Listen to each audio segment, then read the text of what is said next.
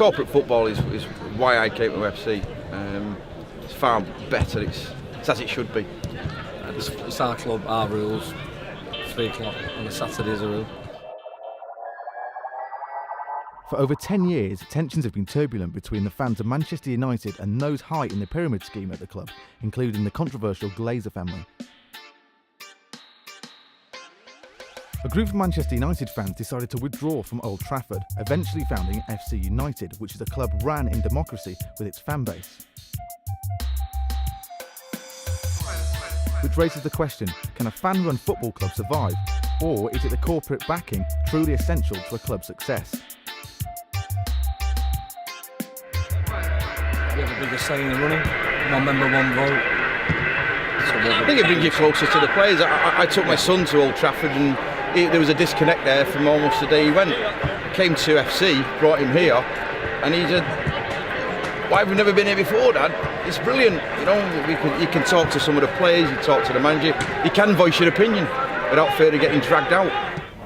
Within 10 years now, we've got, I think, 3 youth teams, a reserve team, a women's team, and a first team as well. So we're reaching out and touching a lot of people. Regarding the Glazers, well, actually, when they first took over in 2005, I was still going to United for the first 2 seasons. It was 2007 when I actually packed it up.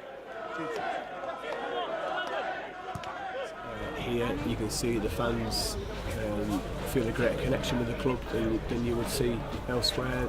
The supporters run the club, they volunteer for the club. Well, as a fan-owned club, it's 1 member, 1 vote. So we all have a say in what actually goes on in the club. That's the difference, you know.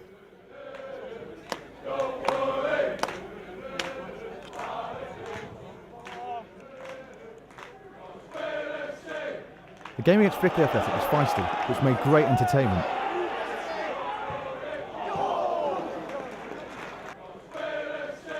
The atmosphere at the club was warm and friendly with elevated support, despite going down 1-0.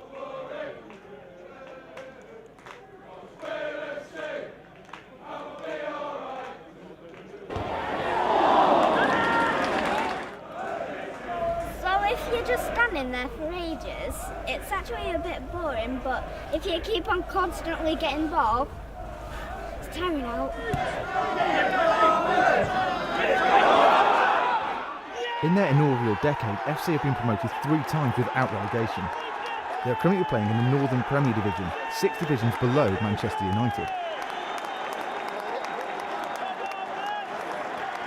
Said to be a man with socialist views, Andy Walsh is the founder of the club, the man behind the success of FC United. We fought very hard to try and stop the Glazers taking over. We had a number of discussions with merchant bankers about the possibility of us buying out Magnay McManus. That wasn't successful. We tried everything we could to stop the Glazers taking over, and we appealed to the FA, we appealed to the Premier League, but in the end they got their way and they took over. We decided to establish FC United, and a group of people met together to talk about the establishment of the club, and then within a very short space of time we'd established a committee to take the idea forward, got a business plan together, got an application into the FA, got an application at the North West Counties Football League, and here we are 9.5 years later, still battling on.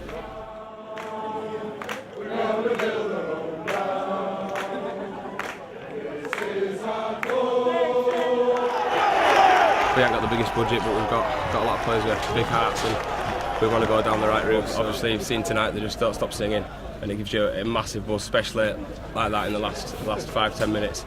Gives you a massive buzz here. There's always been money in the game.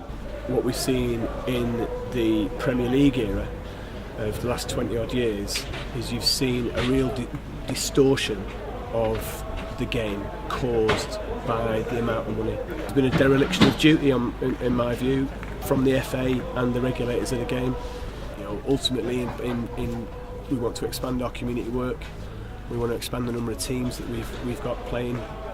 We want to have a greater impact across Greater Manchester, and we also want to have a greater impact more widely in the game. And with the crowds that we've got, we think we're doing quite well at the moment.